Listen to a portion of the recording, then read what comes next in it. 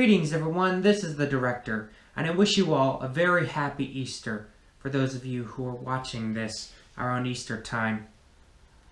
Especially for the first time watchers watching this at the Easter season from which this has come out. I wished to do this on Good Friday, but I was rather exhausted. But however, I'm going to share a very special moment with you.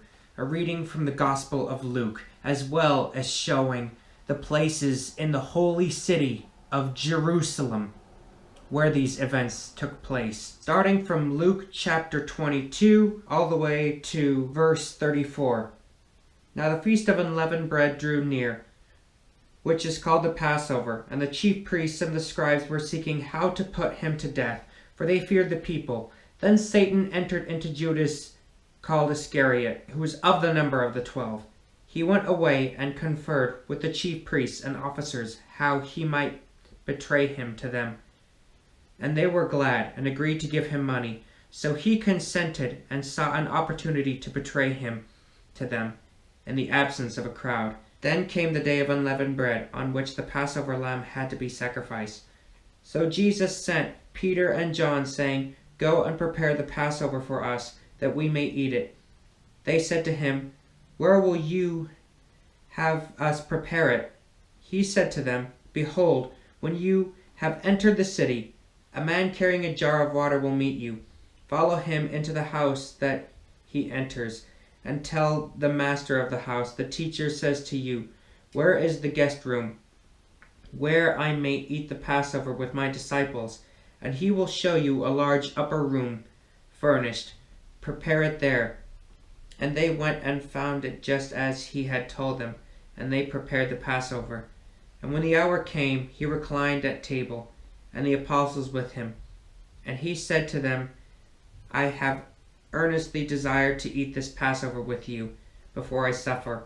For I tell you, I will not eat it until it is fulfilled in the kingdom of God." And he took a cup, and when he had given thanks, he said, "Take this and divide it among yourselves. For I tell you that from now on I will not drink of the fruit of the vine until the kingdom of God comes." And he took bread, and when he had given thanks, he broke it and gave it to them, saying, "This is my body, which is given for you. Do this in remembrance of me." And likewise the cup after they had eaten, saying, "This is the cup that is poured out for you, is the new covenant in my blood. But behold, the hand of him who betrays me is with me on the table. For the Son of Man goes as it has been determined, but woe to the man by whom he is betrayed." And they began to question one another which of them it would be who was going to do this. A dispute also arose among them as to which of them was to be regarded as the greatest. And he said to them, "The kings of the Gentiles exercise lordship over them, and those in authority over them are called benefactors. But not so with you. Rather let the greatest among you become as the youngest, and the leader as one who serves. For who is the greater, one who reclines at the table or one who serves? Is it not the one who reclines at the table? But I am among you as the one who serves.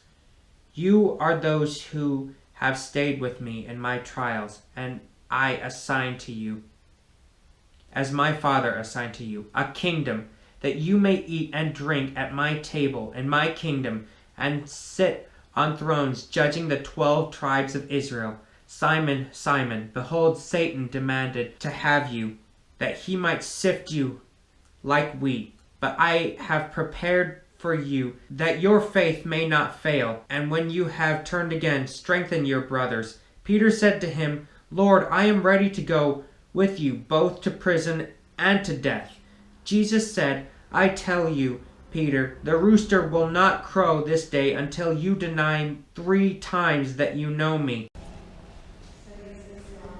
In this place right here is the supposed traditional place where Jesus and his disciples had the Last Supper, where Judas went out to betray Jesus, and where Jesus told Peter that he would deny him 3 times. After which, there was a belief that Pentecost happened here, though this structure is built as a memorial to those events by the Crusaders.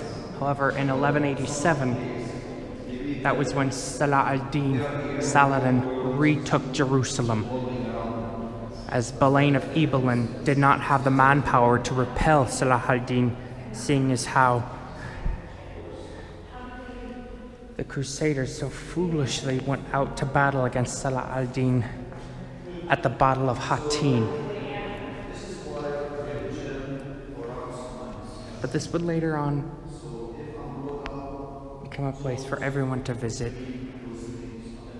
And now in chapter 22, we go to verse 39 up to 71.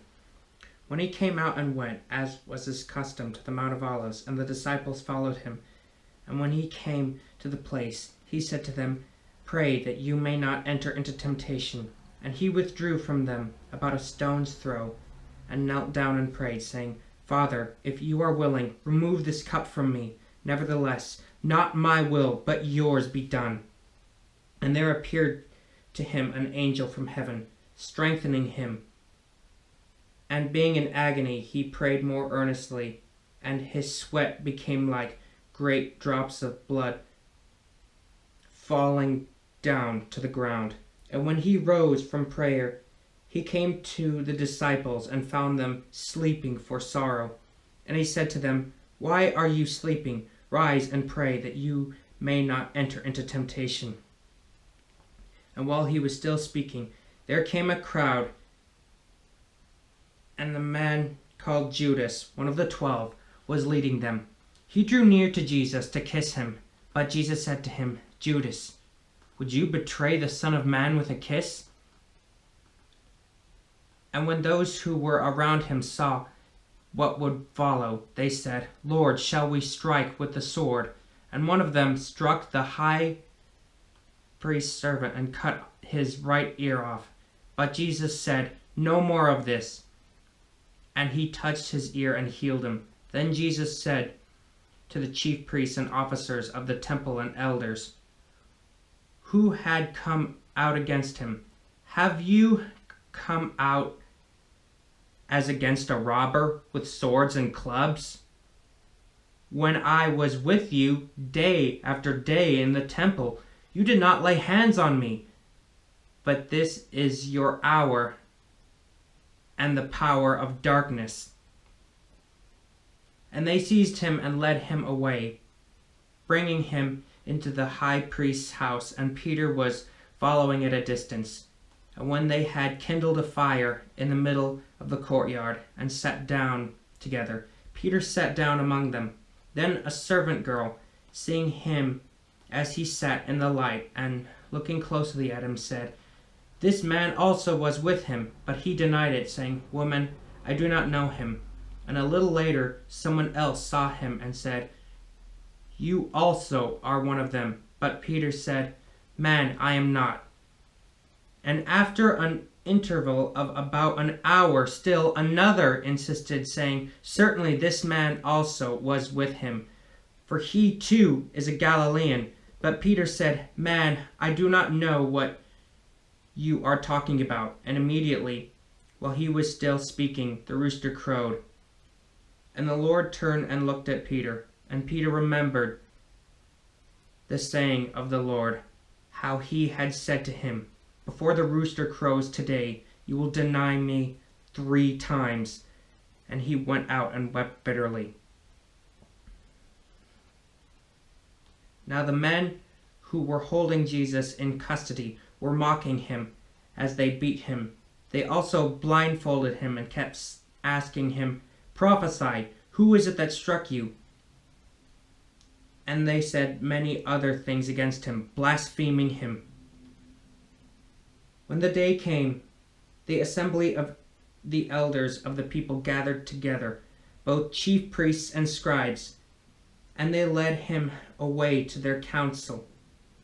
And they said, "If you are the Christ, tell us." But he said to them, If I tell you, you will not believe, and if I ask you, you will not answer. But from now on, the Son of Man shall be seated on the right hand of the power of God. So they all said, Are you the Son of God then? And he said to them, You say that I am. And they said, What further testimony do we need? We have heard it ourselves from our own lips. As you would probably remember from the Old Testament law, they needed 2 agreeing witnesses, which the false testimonies against Christ could not provide. And so they ended up setting him up. This wasn't a trial. This was a farce. Here we have the Garden of Gethsemane. The place where Christ endured his betrayal by Judas. In this garden he prayed, Father, if it is possible, let this cup pass from me, but not my will, but thine be done.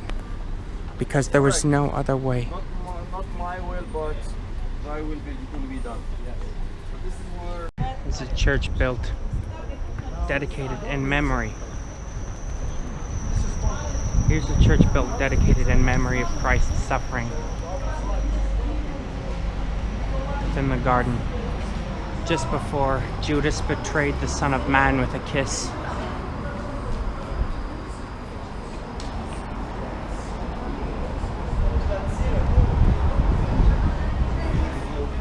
And before Peter severed the ear of one of the temple guards,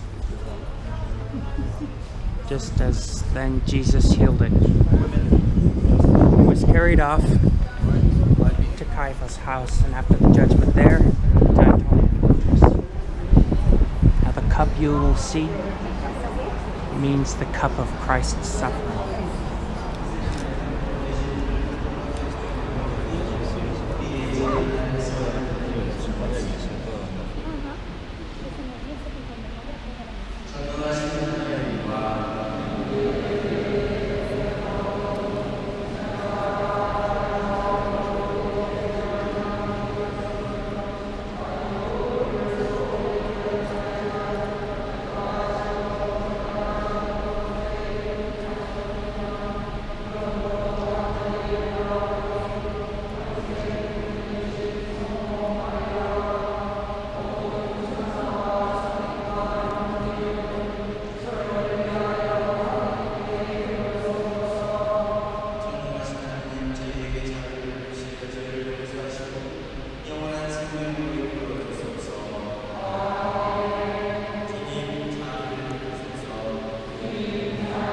That is Caiaphas' house, where Jesus was judged and then afterwards taken to Antonia Fortress.